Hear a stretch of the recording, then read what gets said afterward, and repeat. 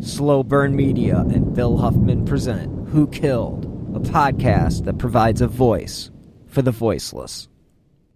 You have to know, you have to feel what your son felt and to think why and how, what led up to this. It's horrible. I mean, the name Milat, the fact that the murder is committed in Belangolo State Forest, this immediately makes one's flesh creep. Milat was also found guilty of abducting an eighth backpacker, the one who got away, Englishman Paul Onions. Without him, Milat might still be at large, still killing. It's only through his evidence were police able to pinpoint Milat as a murderer. Onions, you see, had gone perilously close to being another victim, and the experience had haunted him. If horror has a human face, then its name is Ivan Robert Milat. Australia's worst serial killer was found guilty yesterday of murdering 7 backpackers. We'd heard about his uncle, we'd heard his surname that many times, he did brag about it, true. Yeah. He looked up to his uncle and he'd made that clear. Ivan Robert Marco Milat, Australia's own Ivan the Terrible. This is the face of a serial killer. Nothing can get them back. Nothing. A killer with the dead eyes of a shark and the ferocity to match. Brutal, cunning, merciless, predatory. His name alone synonymous with death and now dead himself. I don't think you get much worse than a cold-blooded killer. It was the biggest murder story I've known in the last 40 years. Milat's murderous rampage changed perceptions of the friendly country. The murder of 7 backpackers, including 2 British girls. If horror has a human face, then its name is Ivan Robert Milat.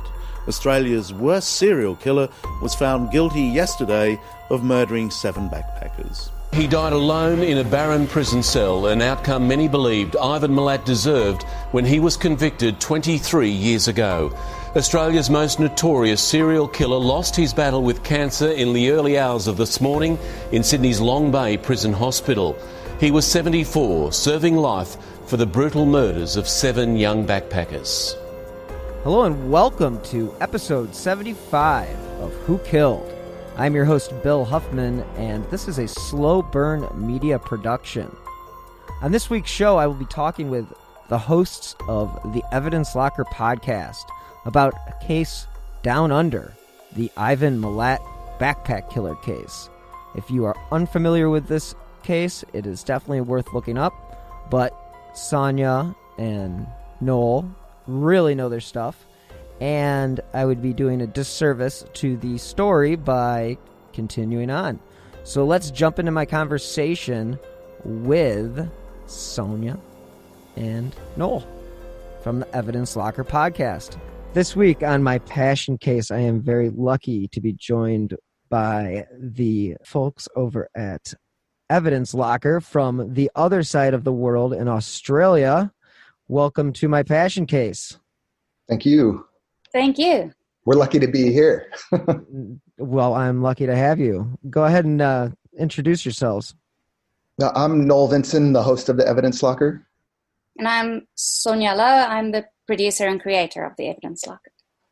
Very cool. Now, what is it that got you guys into the podcasting game? Sonia, I'll let you lead with this one. This is, I've always been a true crime junkie. I've loved watching it on end. My husband kept telling me, can you maybe do something with your strange hobby? Because I'm a script writer by trade. I wrote for a soap opera for many years. And I just needed to keep on writing. And I guess I took my job and made it my hobby. And I do the research in the scripts. And Noel is my good friend. And you can tell a bit more about how I dragged you in, Noel? Well, essentially, we knew each other in Sydney. And we would make films together. And I like to pride myself on that I made Sonia direct a horror film. In my daughter's bedroom. In her daughter's bedroom. Okay. And, from there, it's just, we kept, just sort of getting each other's backs with creative endeavors and things like that. And as life would have it, Sonia and her family moved to the Southern Highlands of Australia and kept the creativity going, started the Evidence Locker. She told me that she was doing a podcast and she would love it if I would, host it. And I was like, yeah, of course, no problem. And yeah, that first episode definitely taught me what I was in for, because it was a Swedish case. And I realized, okay, so this is going to start becoming a little bit tough with certain pronunciations and things, but she bared with me and she teaches me, and I learn from doing these podcasts more than I would ever imagine to learn. So it's an awesome part. Nice. Well, you guys have quite the interesting connection. So writing for a soap opera, that must have been pretty wild. Yeah, that sort of helps you to bring the drama, I suppose, and sometimes a bit of tongue-in-cheek comedy. You got to have a little bit of sense of humor in some of this stuff. Yeah, you do. To help you as a sort of coping mechanism with the dark stories that we read. But the case we're talking about today, I'm from South Africa originally, and Noel, as you can tell, is from the States. So we're both not native Australians, and this isn't a case that we knew about. It's not one that came on our radars in the countries we lived. So when we came here, it was about 2011, I think, when I heard about Milat for the first time. It was a documentary on Crime and Investigation Australia. And it was just quite horrific that I hadn't heard of him, because I do like listening to all things true crime. And yeah, it sparked an interest. And for me, I was just going to say that because I was a horror movie fan, I knew the movie Wolf Creek.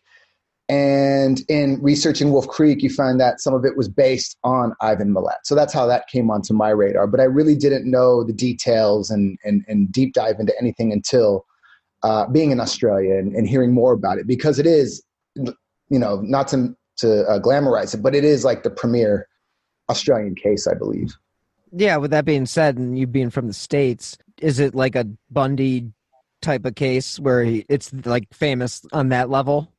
Yeah, in Australia it would be. There are their fair share of killers here, but Ivan Milat definitely takes the cake. And I mean, he was definitely a special dude, just the background and all that good psychoanalysis that goes into those kinds of things. Yeah, so as far as the case goes, we are talking about Ivan Milat. It's Milat, right? Milat. And now he is famous to a degree in the States. He's got a name, he's the backpack murderer. And I've definitely listened to more than a few podcasts on his case. Could you give the listeners a little bit of a background on what brought him into the world of, deviancy? You go with this one, Sonia, and then I'll chime in.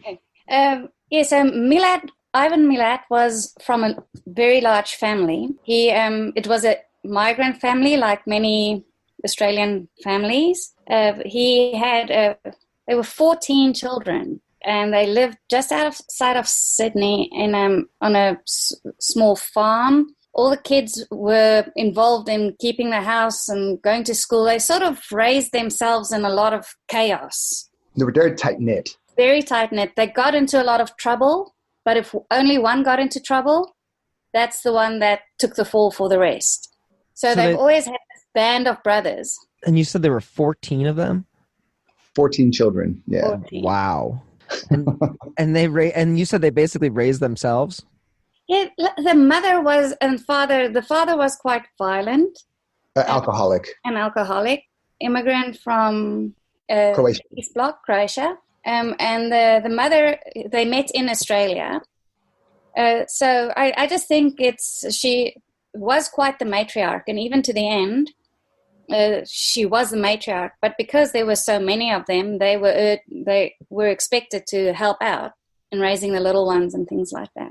Like, where did he fall as far as the hierarchy of the family went? Well, I couldn't tell you what number child he was, but what comes across in research is that I guess he was the most charismatic one. He was the one who, whatever he wanted, he would get. So there was a little bit of beef that came from the fact that Ivan, he wanted to. He was interested in one of his brother Boris's wife. So they had an affair, right? And then a child came, and Boris raised it his own, but the family sort of knew who the real father was. So that sort of put Boris at odds with Ivan for the rest of their relationship. And then, he also dated or had an affair with the girlfriend of another brother. He had an affair with his cousin's girlfriend. So there was something about him that these women gravitated to. And I think they say he was like, there was something about power that he had. But even within all that, it was still very tight-knit, and he was still sort of a protector of that whole brotherhood. He was fifth in the pecking order, by the way. He was the fifth. Okay, so he was kind of like right in the middle. Yeah. Yeah, that sounds like something right out of a soap opera. One might want to say, yeah.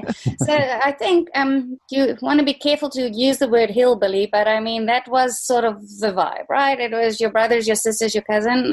It was very incestuous, and there was also a big implication. Like later on, people believed that he had an incestuous affair with his sister Shirley, and she has even been pinned to have been involved in many of the murders. Accessory to the murders, yeah. Really? Now, I was always under the impression, I guess we are kind of jumping ahead there, but I guess I was under the impression that he had acted alone, but yeah. It's never been proven. It's only a speculation.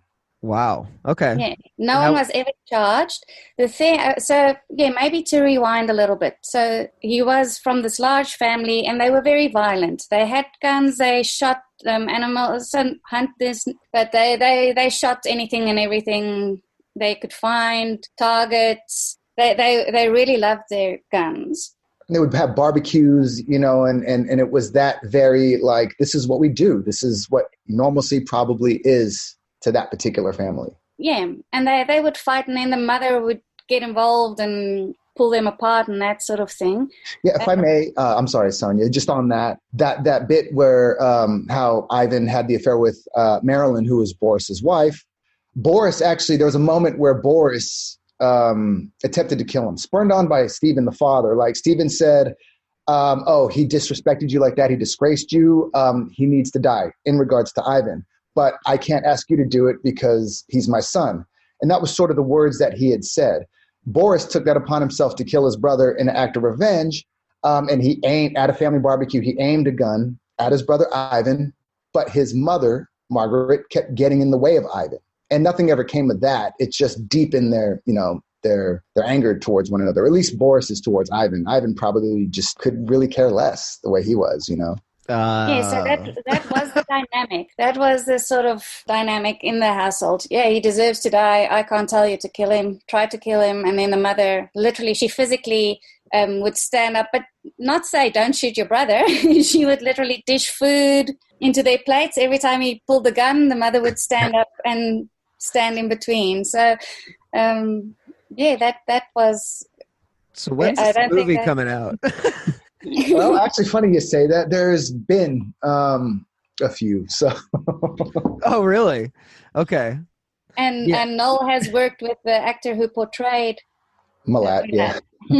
Well, give it a plug. Come on. Oh well, it's a proof of concept. It's a short film called Dusters. It was finished literally 2 weeks ago. Oh wow! So it'll hopefully make some rounds in the film festival world, and lucky enough to cast the insane character as the lovely gentleman who played the insane Ivan Milat. So yeah, definitely lucked out with that. And it's just it's just ironic how that sometimes happens. So he's growing up in this wild household of just rambunctious children and just lawless children, it sounds like, and a mother who's not quite willing to tell the children not to kill the other children. Not an enabler per se. I'm just laying it out there. This is getting a little weird. We haven't even gotten to the weird part yet. So, all right. So, what age is it that he, let's say, heads off on his own or starts into his world of, I guess, seedier crimes that are outside of the family? So, what you need to know about Milat is there's so much speculation about exactly when he started and the exact scale or the amount of people that he actually did kill. In the end, it was only 7 that he's only ever been convicted of 7 murders, but not that that's only 7 lives are many, but it is believed that it is many, many more. He worked on the roads. He was on road construction, like filling potholes, things like that. Just painting lines, the kind of thing that the road services do. Yeah. Yeah, I was in college. I painted. I was the guy that put the cones on the painted lines in the service department. In good company. No, I'm just kidding. Yeah, great. I probably worked with one. It does give you a good cover when you think about it. Like, that's actually ironic because the first case that I went looking into, those are the first departments I started looking into as far as who was there and who wasn't there on the day that the crime actually took place. Oh, no. Well, there you go. Not to paint everybody with a broad stroke. That is not what I'm trying to do by any stretch. So he's working on the roads. So he's kind of like, he's basically... He's everywhere. He's all over the place. So it just needs to be said that he always had brushes with the law. The whole family had. With thefts and break-ins, and he's stolen a car, and he went to jail for 2 years when he was in his late teens.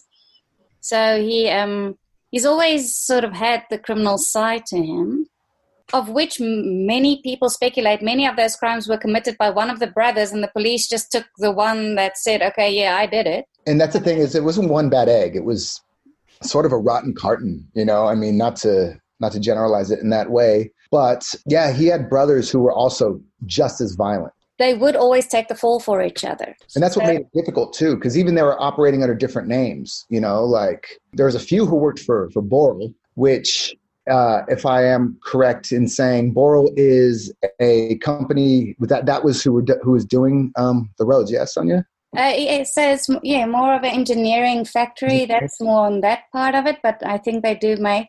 Well, because Richard Milat worked there, but Richard Milat went under the name Paul Miller, and Paul Miller was a name that was tossed to the police when they were doing investigations once, bodies were coming up and being found and things like that. And, he worked with his brother Alex Milat, and then Alex Milat was questioned. And because of this whole sort of web that they would spin and, basically try to spin any eyes away from themselves as Milats. So it was very hard. I'm just blown away by the willingness of the brothers to just take the fall for one another and just be like, yeah, that was me. That.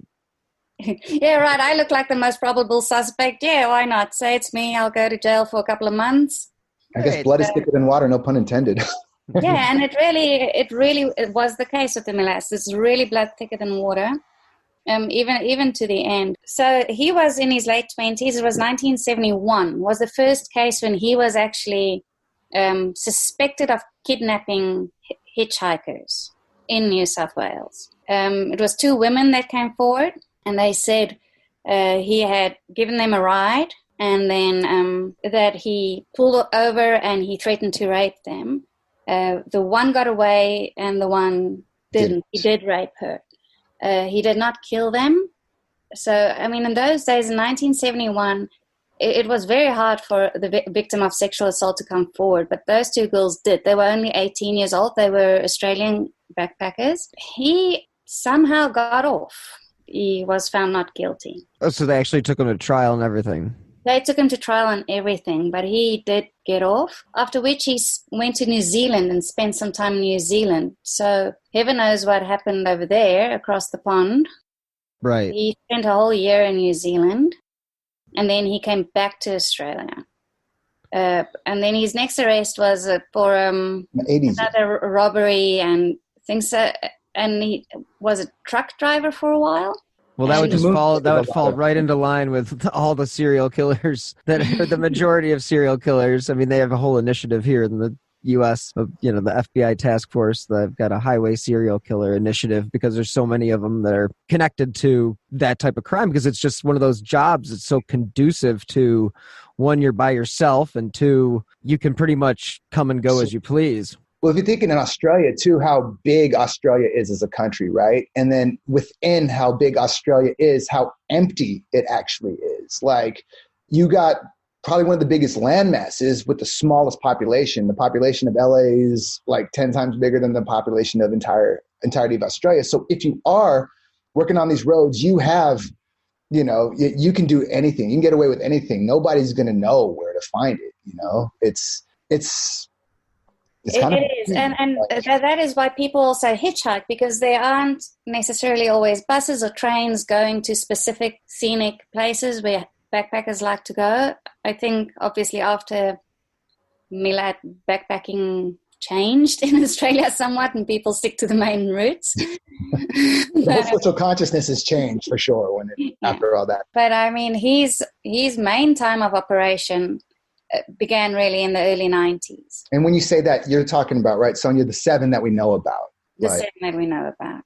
So you're saying that he could have been committing crimes basically from the 70s up until 90 or 91, when the first known victim is actually known. Put it to you this way. Fast forward a little bit. So Milat has recently died, right? Okay, right. And everybody was expecting him to come clean about everything he did and reveal how much people he actually killed and where they were. He never did. So the whole thing is, there's still probably could be in the 10s, 20s, even more, who really knows if that was his, time of operation.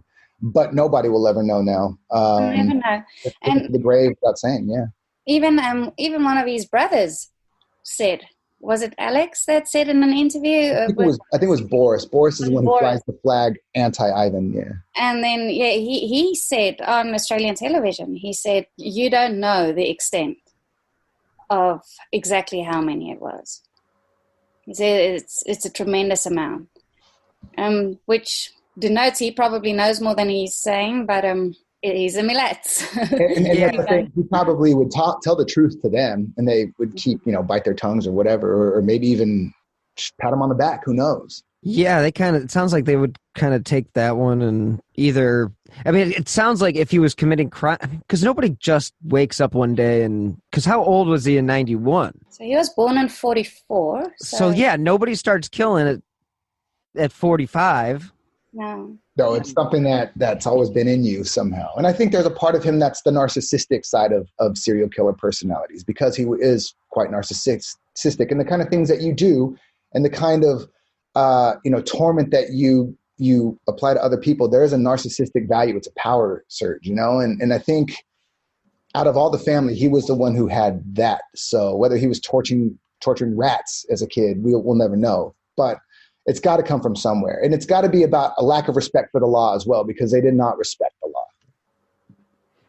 Yeah, it sounds like they live in a lawless, as like I said before, like a lawless sort of household, and the parents didn't obviously hold them accountable for anything. And like you said before, Boris is carrying the flag of, anti-Ivan. Well, yeah, Boris is also the one that was going to kill him, right? Yeah. And all because of the affair. So, God, So, it is. The likelihood is very clear that he, as you say, Bill, he wouldn't have just have had the incident in 1971 and picked up 20 years later. Yeah. The likelihood of that's slim. Slim and none.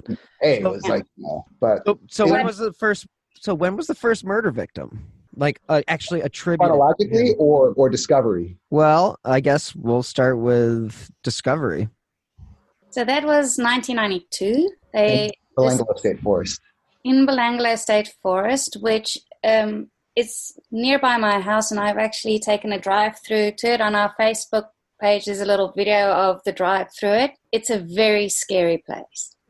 It's so spooky. It's windy roads, and we actually got lost. We had Google Maps, Apple Maps, our car navigation, and we got lost. We couldn't find our way out. It was really a very scary situation. It was a January day. It was rainy and grim and dark, and people think of Australia as this sunny, dry place. Kangaroos. Belanglo and the area in the Southern Highlands, it's a cooler climate, and it is although it does get quite hot, you do get your very hot, sunny, hot summer days, but it can get quite misty and gloomy and rainy. I think it's fair to note too, Sonia, that just the name Belangolo in Australia sort of inspires a feeling of dread. There's just, it attaches to it, you know? Even you saying it now makes me want to vomit. And Noel's been wanting me to drive him around there, and you know, morbid fascination and curiosity, as we all have. I get it. Anybody listening, they get it. You know, first time I went to New York, I had to go to Amityville. Just is what it is. So, and I'm still expecting her to take me to Belangolo one of these days. We'll keep you posted. But yeah, so that school kids actually still go on camp there and everything. I don't know if I'd be happy sending my kids to go camp in Belangolo. They used to do ghost tours, but then they stopped doing that because it was disrespectful to the victims. So, but they're still they're trying to build a better reputation about it. But I think it's a losing battle, personally. Yeah. But to carry on with the story, in 1992, they found the first bodies. It was in September of 1992, the first two victims that were found were Joanne Walters and Caroline Clark. They were girls from the UK that were backpacking, and they had gone missing, and their families were looking for them. And it's also just important to note, I mean, everyone knows in the 90s, no one had cell phones and that sort of thing. But just to take a minute and think how scary that is to be a parent at the other side of the world, and your child's not in communication with you. Where do you even start looking for them? And that's what these parents were faced with. They made the journey to Australia. They literally drove up and down any highway between the cities, just based on what the girls said. They thought that they were going to get a job on a strawberry farm, and you look at all the different routes, and the family were driving, and just families were driving, and they were desperately looking for them, and there was just no answer. And then Joanne Walters, they were found the same crime scene. It was in this forest with a fire pit, and it looked like someone had camped there overnight. And it was just It was like runners. It was like somebody who was running, who went on a run or something like that, who came across it. It was a runner, yeah. It was two runners. They said they were orienteering. That's right. And in researching this case, I learned what orienteering was. I was going to ask. So I have to ask orienteering. Apparently, that's when you get lost in the woods and find your way out on purpose. in simple terms, it's calorie burner, that one. Apparently, it's sort of like a military exercise where you practice to orientate yourself in an unknown location. So people did that as a hobby. You know what? Purposely get lost in Belangolo. I don't think they would do that anymore. But and then find your way out looking at, I don't know, this position of the sun and getting your direction that way and get yourself out. But that's what brought them to the discovery. And I guess we could say, well, thank God for them doing what they were doing, because who knows how much longer it would have taken had they not been, in that practice. Absolutely. And they were the bodies were identified with dental records. And so at that point, they thought it was a singular incident. And how long had they been missing at that point, but when the bodies were actually discovered? I think it was something like, it was a couple of months. So they were an interesting case because they weren't missing for that long, and then they were found. But they happened just to be the first bodies. Right. Not necessarily the first victims. No, they weren't the first victims. Because she was reported missing in 1992, the same year. So... Yes. I think they went missing the January of that year, and they were found the September. Yeah, that would be a horrible feeling to be a parent and to have that. Well, and just in another country the whole time. It's so far away, not even in your own backyard. Yeah, they went missing in April, and they were discovered in September. And reported missing in June. Yes. Yeah. So when you think about it, if they went missing in April and reported in June, how many months of that is like not hearing from them? Like the parents probably think, oh, well, we just, we're assuming the better. Maybe they're just, having fun or what have you. But after, 3 months or whatever, like 2 months. And what was another element is the families didn't know each other because they didn't travel together from England. They were both from England, but they met in a backpackers in King's Cross in Australia. And that's sort of where he would prey on a lot of these backpackers and then, you know, give them a ride on the road to Melbourne. So it was sort of his ETA. He would meet them outside a train station or whatever and say, well, he was heading down the highway towards Melbourne. Could he give them a ride somewhere? And he was, by all accounts, apparently quite charming. And yeah, that's all reports that say he was charismatic. He was charismatic. People didn't feel uneasy with him. And he would have a conversation with them in the car to figure out if they were really alone, if they had family around, if they had any, he would sort of do a bit of a risk assessment, I suppose, because the one guy that, the one that got out alive, Paul Onion, he said, he asked him if he had any military training. Paul was also English, and Paul said, yeah, he'd spent some time in the military, but then he wanted to know exactly sort of what his capabilities were in terms of combat. You know, all in friendly conversation. Yeah, red flags. Hey, how well are you able to defend yourself? Yeah, let's say against Australia's worst serial killer, for instance. Well, you know what? And then he says with Paul Onion, so he stopped the car after all this, you know, interrogation and said that he was looking for cassettes, right? He was just going to get some cassettes so they could listen to music. And then Onions noticed that he had cassettes right there in the dash.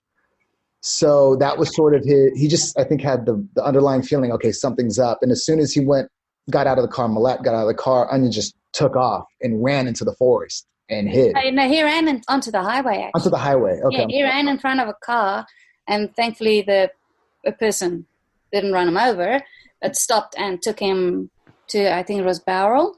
But did Milat aim, he had his gun out too at this point, right? He was trying to shoot at Paul? Yeah. He was shooting, on the highway, firing at him on the highway. In front of people. Yes, so they reported this to police. That report went missing, as reports do, apparently.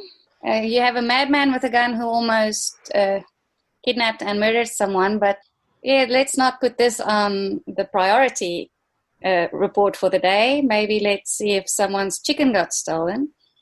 You know what, if I could just say, doing these episodes, doing the research and reading, and you find out just how sometimes law enforcement is either just bumbling and just stupid, or they just don't care. It's interesting how many times that comes into play when you read about these cases.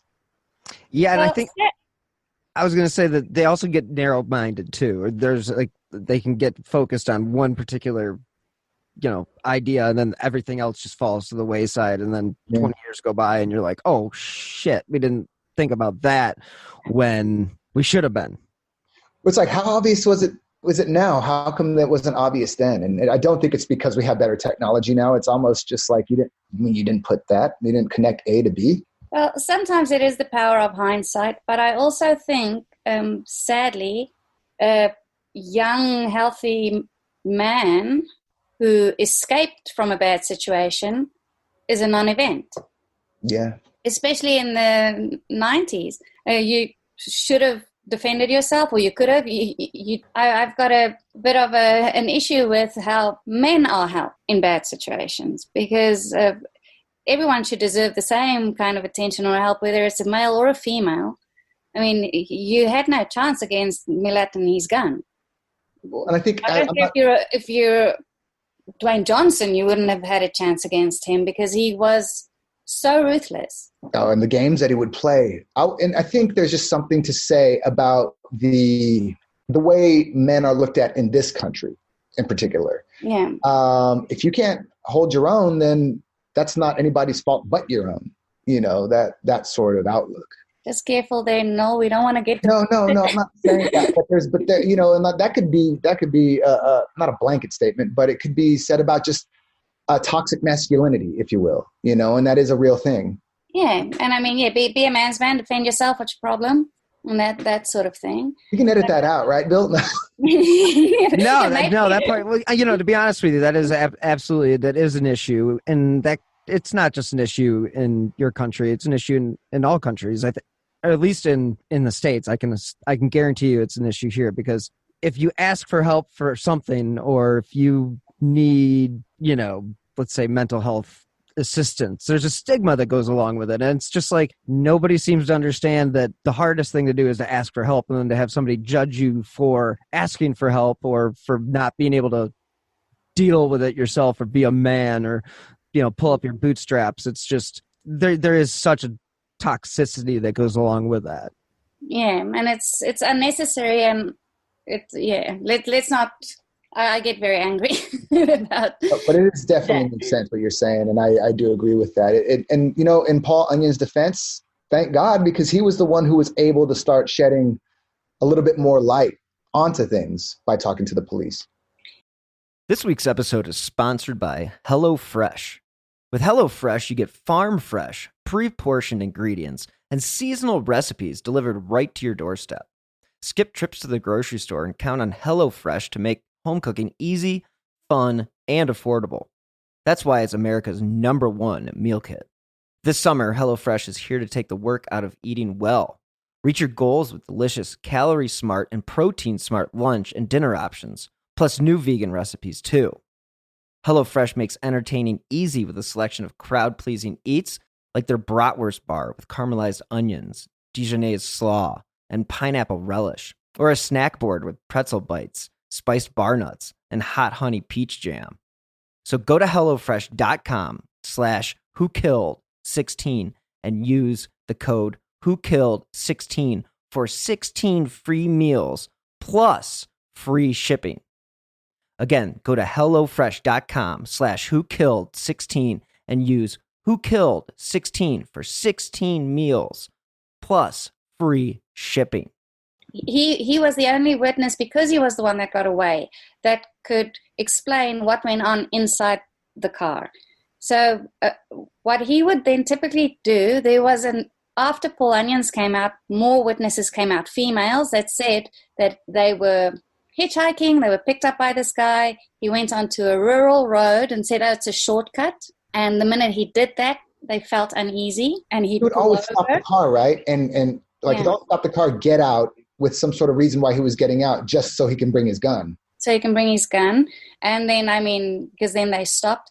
There was a story of an attempted rape, and the two girls actually managed to get away from him, and they ran away too. So Paul wasn't the only one who got away.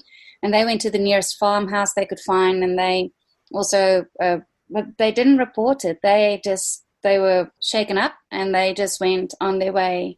They were heading to Canberra, I believe. But after Paul Onions came out, they said, well, hang on, it's the same story as we had. Just from the locations, the various bodies were found in Belanglo. What they could figure out is Milat would pick his victims up, promises he has a sort of shortcut, he's local to the area. Go into Belanglo Forest, which is a maze. It's so, even if he dropped you there, you wouldn't have found your way home. If they were a couple, he would disable the strongest one. Which came from the interrogations. He would find that out. And they actually found that through the composition of some of the crime scenes with forensics. So like in Gabor Neugebauer and Anja Hapschitt, they were boyfriend and girlfriend from Germany. And Gabor, the male, he actually severed his spine. So he was paralyzed. Yeah, but alive. So he did this with more than one of his the victim situations. He'd take the stronger one, disable them, but kept them alive so they could watch the murder of the other one. The other one would be then raped and placed up against a tree, and he would do target practice by shooting and seeing how many targets would hit. And they were able to, it was rough for them to figure that out, because it doesn't sound like someone would do that. But they picked up from all the shell casings they picked up. They figured this guy was actually target shooting on a person. Yeah, having fun. That was the thing that they were saying. It was more of, it was like a leisurely day out, if you will, you know? Yeah. And this is after he killed them. No, this is when he had incapacitated the stronger person. Oh, okay. Because, if you read about some of the descriptions, like, one of the victims had like 14 stab wounds, and that was just for incapacitating. The second person, if it wasn't a pair, then would be killed, but almost taunted before that person got killed. And the other person, the partner, would watch before she ultimately met her fate. So it definitely imbibed him with power. That was definitely the case with that. So he stabbed them in the back to literally. He stabbed them, and then he also shot. And I think that's for a long time why they felt that there were two perpetrators, because it was two different methods, and they just felt maybe one of the brothers did the stabbing and the one did the shooting, but that could never be proven. And one police officer said, that is Ivan Milat. He didn't care how he did it. Knife, gun, he saw people as animals that he was hunting and slaughtering, and he didn't care which method, whichever one worked best at that given moment. I mean, this is a horror movie. This is horrifying. I mean, to think what these victims went through before they actually died, the ones that were incapacitated. That is the cruelest thing of it all. And the fact that he just, he took his time. He knew the forest so well, and he knew no one would stumble across them in the middle of the night. No one goes into that forest. And looking on those roads, he knows where in the forest he can take them. He probably has it all mapped out. And even it's quite dense. So if he found his spot and it's deep in there, and if there was someone, let's say, on an off-road motorbike or something, he'd hear them come for miles. So he'd know how to bunker down and hide or something. But he kept those victims there for hours at end. Yeah, I was going to ask you how long he kept the victims alive for, if he kept them alive for more than a day, or if he killed them From quickly. research, from the research that I could find, a lot of them were found many months after, so it was only skeletal remains, so they couldn't say exactly how long they were tortured for. But I think it was more a matter of hours than days necessarily. Yeah, he would have to get back home. He would go back home after this, and it would just be sort of, Ivan's back, and we're back to our normal familial habits. Yeah. Did Ivan have a family at this point? No, he never did marry, but his sister Shirley lived with him, and that's what it was said that they had the incestuous affair. But he was with Shalinder too, right? That was his actual girlfriend, which is just nothing crazy, but he was quite xenophobic, and he would, say things about different races of people. According to some of the victims, I think Paul Onions is the one who really hit that one home. But, and then he not married, but then he was very committed once he got together with Shalinder, who was an Indian-born Australian, yeah? Yeah. So, and he was a neat freak. That's right. He used to wash his car. It was always spotless. It looked brand new. Okay, I found this on the web for his to wash his car. Okay, so we got a new person coming in. Welcome to the show, Siri. Siri. And this show is sponsored by Apple. Yes, he was a neat freak, and he had a shed on his property, and that is where the police eventually found some of the evidence. It was like rings hidden in the attic almost of the shed. There was a ceiling, and it was in the ceiling, and they also found, I think it was Simone Schmidl's backpack in the guest room. Shirley came forward and said, no, it's her backpack. Wasn't. Complicit. No, it's... Shirley had never been to Germany, and this backpack was purchased in Germany. It just, she pulled a Milat. Yeah, it was me. It's mine. I got it. So now we have Paul Onions has gotten away. We have two murder victims that have been found. So who happens to be the next lucky person to cross his path, or unlucky person, I should say? He didn't murder anybody during the investigation. Yeah, then he So stopped for a it while. was sort of like when the bodies were being found, there was no more. So I guess the most recent bodies that were found was it Deborah Everest and James Gibson? No, they were the third and fourth, so they were, I think, the only Australian ones. They were traveling from Melbourne. They had been up to Sydney for New Year's Eve, and they were hitchhiking their way back down to Melbourne. And the plan was to stop off at a music festival, and they never made it home. So, yeah, they were just 19 years old. It's just kids. It's basically, yeah, when you come of a certain age, I mean, and then, you know, I don't think we do this that much in the States, Bill. No. But it seems here, when you get out of school, you go and travel. That's a wonderful thing to think about. Like, it's an exciting thing to think about. Okay, I'm at school. It's before I'm going to start my career, but I'm going to take a year and just go experience the world.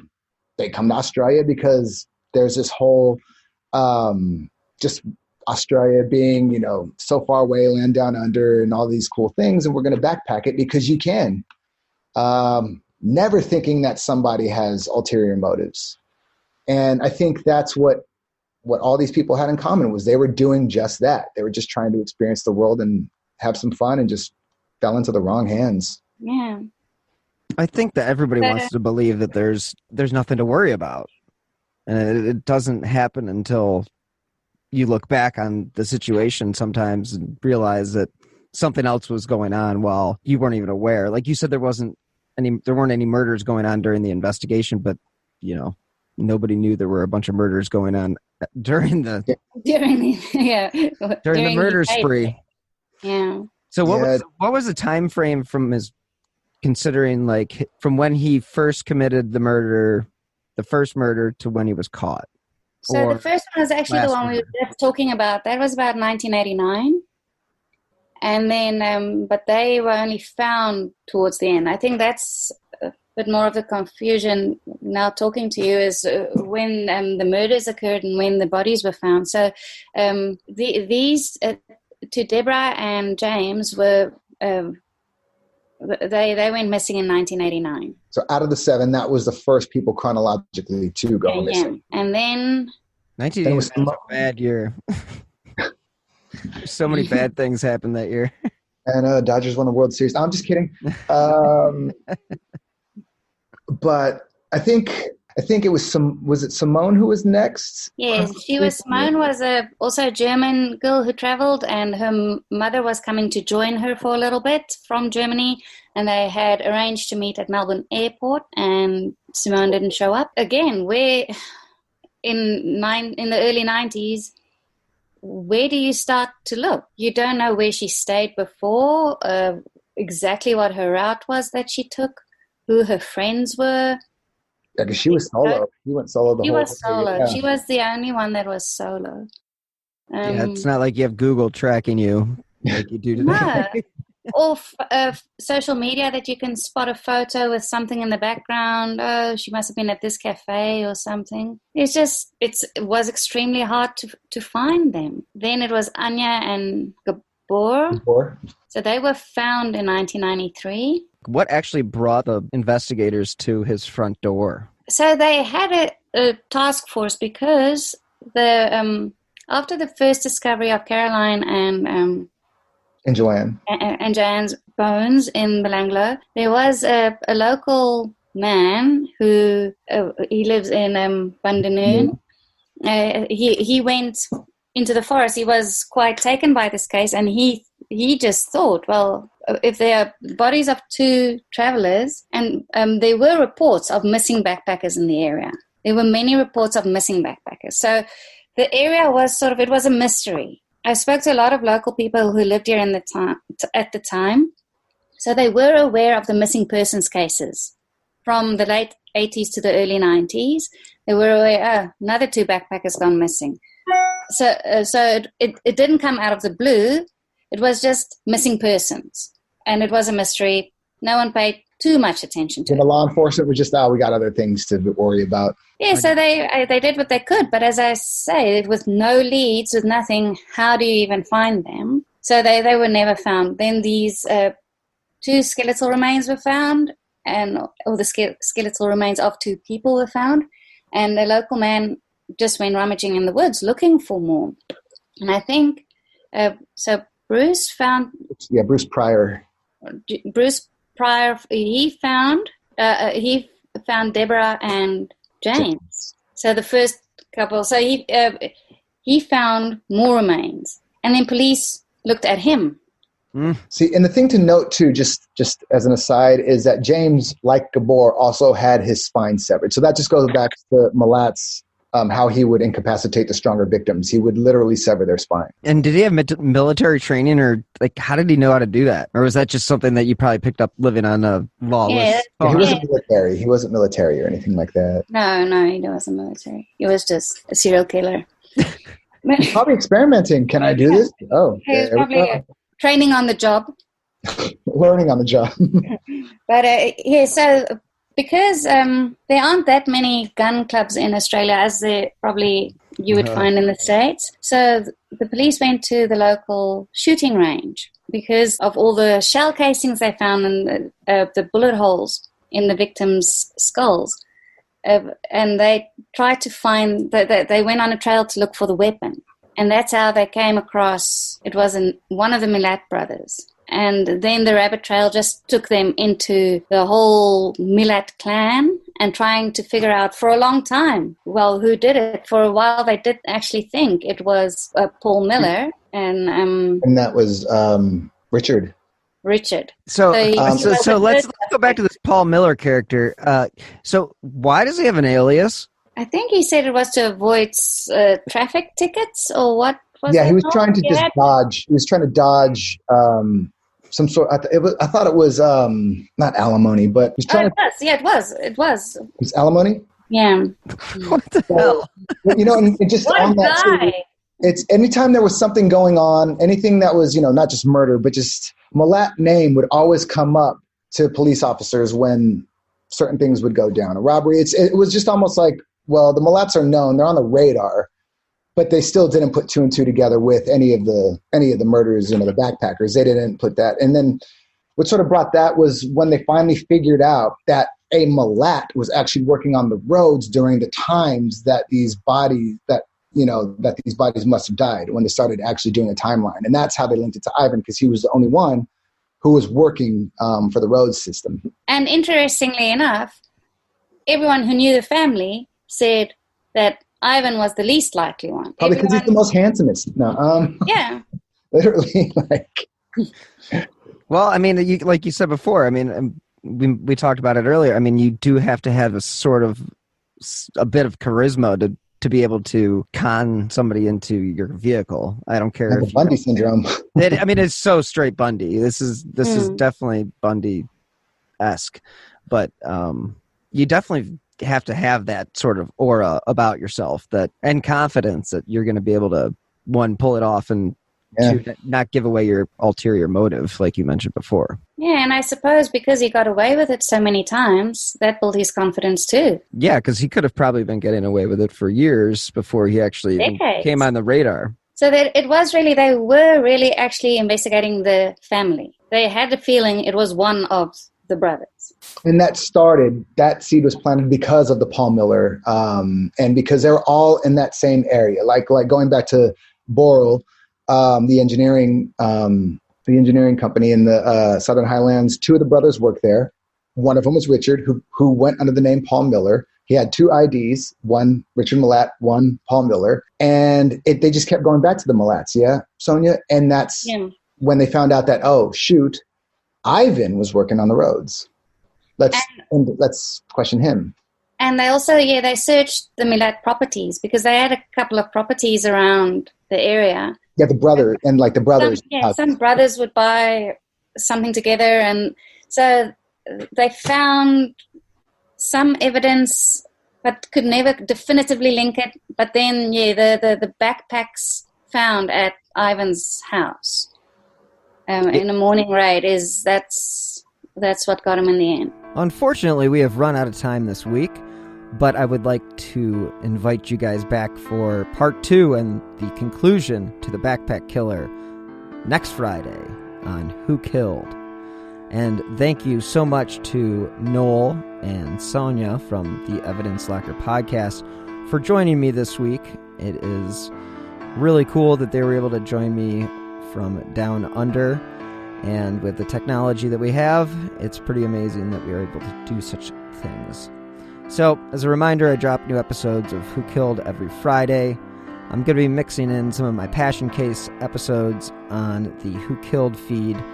And I guess I would say for the second year in a row, I will be representing Who Killed and Who Killed Amy Mahalovic, as well as my Passion Case on Podcast Row at CrimeCon 2020 in Orlando. I'm not sure exactly what's going on with the situation there, so if you want to buy a ticket and you would like to save, you can use my promo code AMY2020. The new dates are October 30th through November 1st. So if you enjoy these podcasts that I produce, you can help support independent journalism by clicking on the donate button on the left-hand side of slowburnmedia.com. That is slow minus the W. You can also contribute to the show via the Venmo app with my username at Bill-Huffman-3 or via PayPal with my email address. I will also provide a link in the show notes. And every contribution does help keep these slow burn podcasts running. You can also help support the show by leaving a 5-star review on Apple Podcasts or wherever it is you get your favorite shows. Those 5 stars do help keep the important cases that I cover in the spotlight. So anybody who's got any information about any of the cases that I've covered that are unsolved, please contact either Crime Stoppers or the FBI at 1-800-CALL-FBI. If you'd like to stay up to date on the cases I have covered, as well as the new shows that I have in the pipeline, please follow me on Twitter at BillHuffman3. Thank you guys again so much for listening, and until next time, please be healthy and stay safe.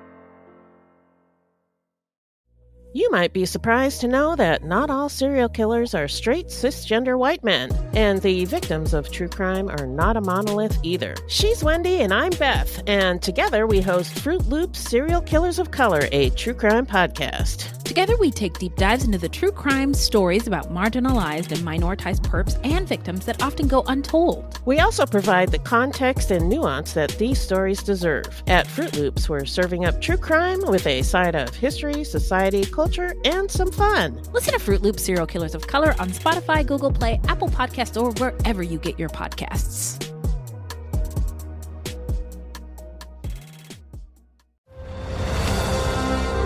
I'm Ken Harbaugh, host of Warriors in Their Own Words, a podcast that presents the unvarnished, unsanitized truth of what we have asked of those who defend this nation. As a country, we need these stories more than ever. Stories from Americans who have borne the battle, including 30-year-old remastered interviews with veterans from World War I recounting their time in the trenches of Europe, and with veterans from World War II, Korea, Vietnam, and from our most recent conflicts in Iraq, Afghanistan, and other battlefields Americans may never have heard of. Hear their stories by listening to Warriors in Their Own Words wherever you find podcasts.